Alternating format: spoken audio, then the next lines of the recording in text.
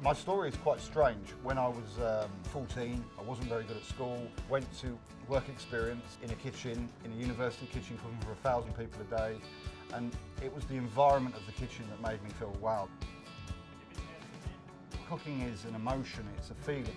It's a beautiful thing because you're looking after people all day long.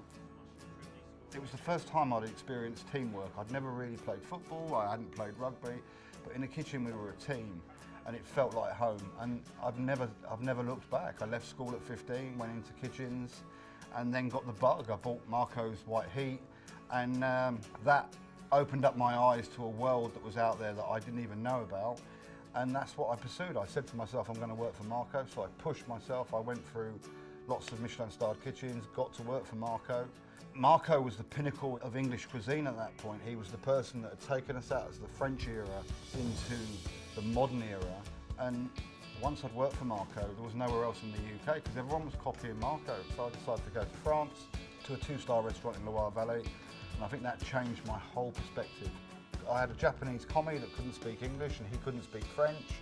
I couldn't speak French and I couldn't speak Japanese, so the only way we could communicate was with food. Being dyslexic, not having a great schooling, working with my eyes and my hands really woke me up to realise that you can be really special at something. You don't need to be 100% perfect at everything, but cooking, I realised that I am quite good at it.